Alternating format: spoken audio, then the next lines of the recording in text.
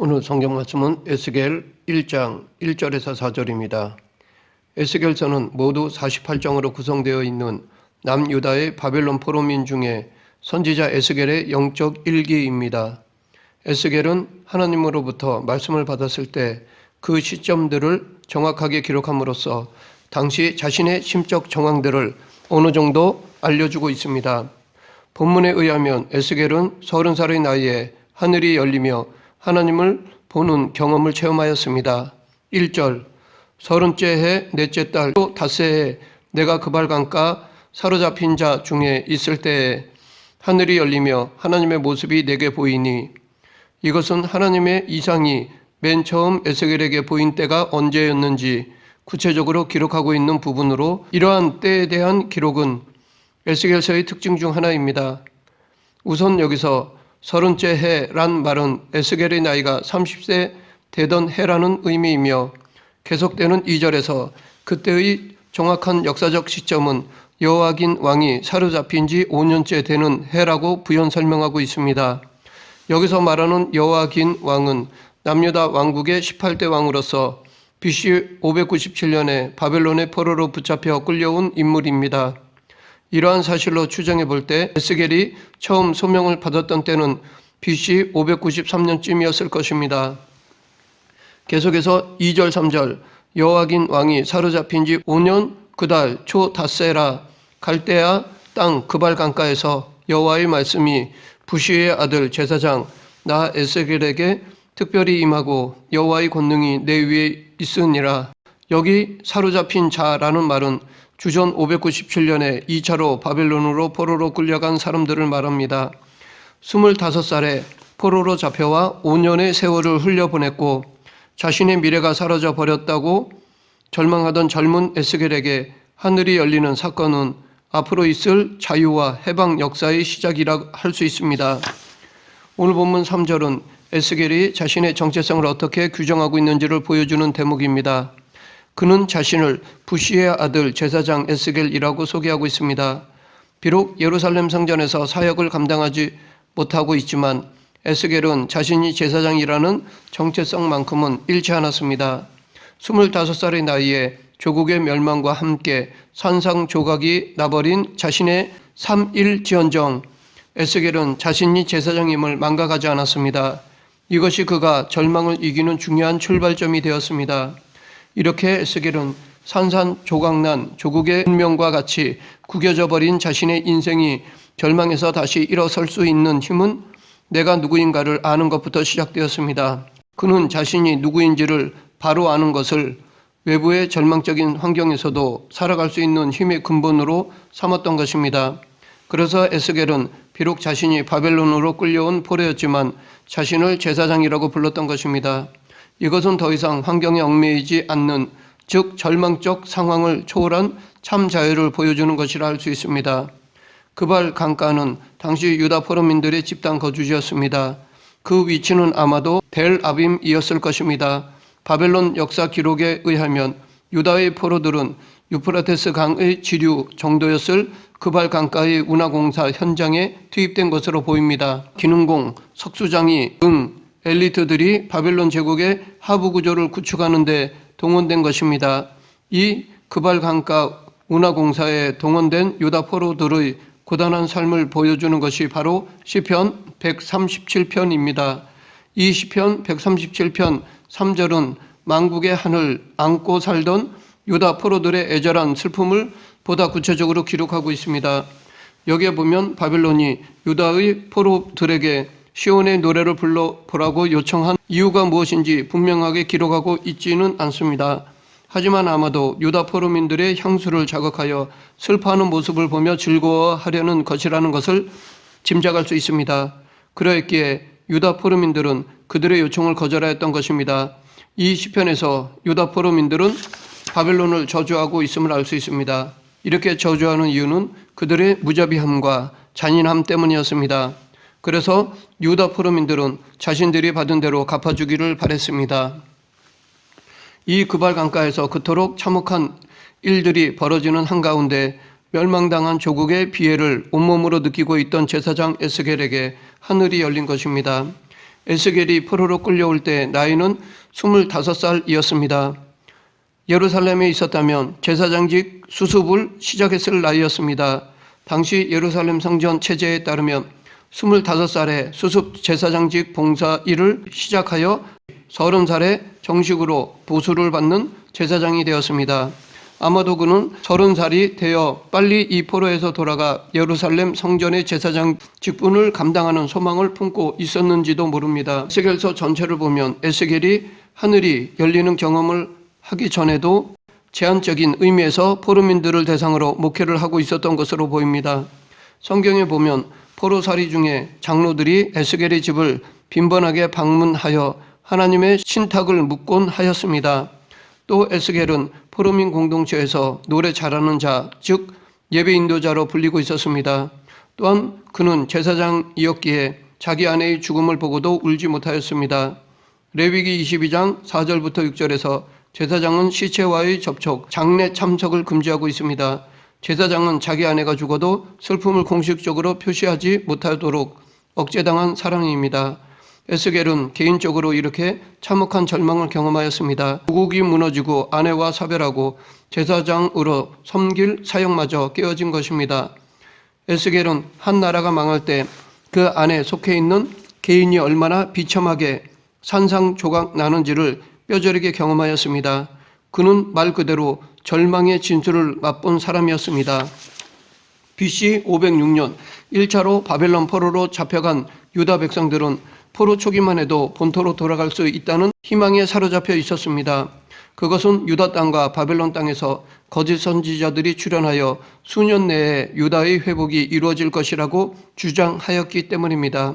그러나 세월이 흐르면서 유다 포로민들은 거짓 선지자들의 주장이나 자신들의 희망이 부질없는 것이라는 것을 알게 되었습니다. 왜냐하면 바벨론이 망해야 자신들이 회복될 것인데 바벨론은 망하기는커녕 더욱 강성하여져 갔기 때문입니다. 이처럼 이스라엘 백성들은 그나마 가졌던 신락 같은 희망마저 빼앗기고 오직 절망만이 무겁게 짓누르는 그때에 에스겔은 하나님께로부터 소명을 받게 되었던 것입니다. 에스겔은 하늘의 열림을 경험함으로써 땅에서의 절망을 초월하였습니다. 에스겔은 자신의 생각대로 이루어지지 않은 인생의 한복판에서 다시 일어섬을 제기한 사람입니다. 그는 자신의 불행한 현실과 비극적 절망을 하늘이 열린 사건으로 극복하였습니다. 자신의 인생 설계대로 추진되지 않고 전혀 엉뚱한 길로 일탈하는 인생을 부여잡고 다시 한번 일어설 수 있는 용기를 냈습니다. 이것이 에스겔 신앙의 진수라 할 수 있습니다. 우리를 자살로 몰아갈 만큼의 절박한 현실을 견딜 수 있는 길은 그 절망을 분석하고 그 절망 너머의 하나님의 계획, 절망 이면의 하나님의 뜻을 통찰하는 것입니다. 사물과 사태의 표면만 보지 말고 이면을 바라봐야 합니다. 포로 생활의 외면은 절망인데 그 이면에는 하나님이 예비한 새로운 현실이 있다는 것입니다. 에스겔에게 하늘이 열리는 경험은 자신의 인생을 파산, 상실, 절망으로만 잃지 않고 하나님의 다스림, 섭리, 통치에 대해 눈을 뜨게 하였고 자신의 사명을 새롭게 깨닫게 하였습니다. 그는 유다 나라가 망해도 하나님 나라, 하나님의 보좌에는 이상이 없다는 것을 깨달았습니다. 즉 이스라엘의 하나님은 여전히 역사의 주관자이시기에 자기들에게 아직도 미래가 있다는 것을 깨달았습니다. 이것을 깨달은 에스겔은 회복과 부흥의 선지자로 거듭나게 되었습니다. 즉 바벨론 포로의 의미를 발견한 후 그는 절망을 극복하는 데 머물지 않고 그곳에서 회복과 갱생을 외치는 선지자가 되었습니다. 이것은 에스겔이 지금의 현실을 자신의 관점으로 바라보는 것이 아니라 하나님의 관점으로 바라본다는 것입니다. 하나님의 시선으로 역사와 인생을 바라본다는 것입니다. 이렇게 자기 중심으로 현실과 상황을 바라보는 것이 아니라 하나님 중심으로 바라보면 태산같이 무거운 절망도 대양같이 깊은 한숨도 아무것도 아닌 것이 됩니다. 인간이 볼 때 엄청나게 절망적인 산도 하나님 앞에서는 먼지처럼 작아집니다. 이것이 내 중심이 아닌 하나님 중심으로 사는 기쁨입니다. 마태복음 6장 22, 23절에서도 보는 것이 중요함을 강조하고 있습니다. 눈은 몸의 등불이니 그러므로 내 눈이 성하면 온몸이 밝을 것이요 눈이 나쁘면 온몸이 어두울 것이니 그러므로 내게 있는 빛이 어두우면 그 어두움이 얼마나 더하겠느냐.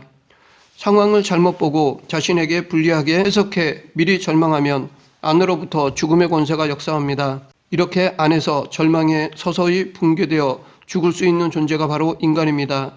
인간은 주관적인 존재이기 때문에 누가 보더라도 절망할 이유가 없고 소생할 기회가 있는데도 스스로 절망하면 죽어버리는 존재입니다.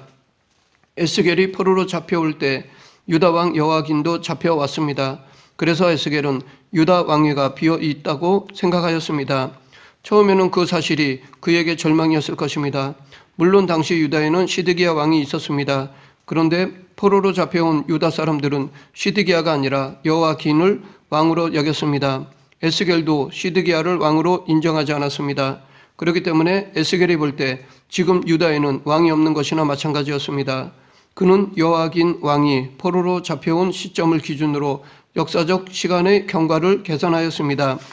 에스겔이 보기에 유다에는 왕이 없고 나라는 망했기 때문에 무정부 상태나 다름이 없었습니다. 유다는 하나님의 다스림과 돌보심을 매개할 왕이 없었기에 더 이상 하나님의 통치를 받을 수 없다고 생각했을 것입니다. 이런 생각들이 그가 하늘이 열리는 경험을 하기 전에 사로잡혀 있던 절망의 관점이었습니다. 그러나 포로 생활 5년 만에 하나님이 예루살렘 성전 대신 하늘의 성소로 에스겔을 불러들이신 것입니다. 그리고 그 하늘 성전을 그의 일터로 주신 것입니다. 이것은 에스겔이 예루살렘 성전에 있었다면 절대로 경험할 수 없었을 묵시, 더 깊은 하나님의 세계를 보여주신 것입니다. 이처럼 상실이 때로는 어둠의 전제 조건이 되기도 합니다. 하나님은 더 좋은 것을 주시기 위해 우리가 붙잡고 있는 것을 놓게 하실 때가 있습니다. 실제로 철저히 포기했을 때 세움받은 믿음의 조상들을 성경에서 얼마든지 찾아볼 수 있습니다. 에스겔은 예루살렘의 돌로 된 성전이 무너진 후에 오히려 하늘 성소를 출입하는 선지자가 되었습니다. 예루살렘의 돌로 된 성소가 무너져 직장을 잃었지만 하나님의 묵시가 열리면서 새 일터를 얻은 것입니다. 하나님의 말씀을 대언하는 선지자로 새롭게 태어난 것입니다. 그런데 3절에 보면 에스겔에게 하나님의 말씀만 임한 것이 아니라 여호와의 권능도 임했습니다. 이것은 하나님께서 에스겔로 하여금 당신의 말씀을 전하는 데 부족함이 없도록 그에게 말씀과 함께 능력도 공급하여 주셨다는 것입니다.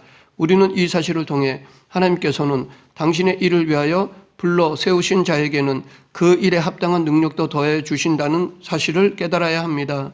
하나님께서는 모세를 이스라엘의 구원자로 세우셨을 때에 그에 합당한 능력도 함께 주심으로 바로 왕의 권세를 꺾고 이스라엘 백성들을 구원하여 내는데 막힘이 없게 하셨습니다. 또 예레미야를 선지자로 부르시고 그가 나는 아이라 말할 줄 알지 못하나이다 라고 하며 소명을 거부할 때에 보라 내가 내 말을 내 입에 두었노라.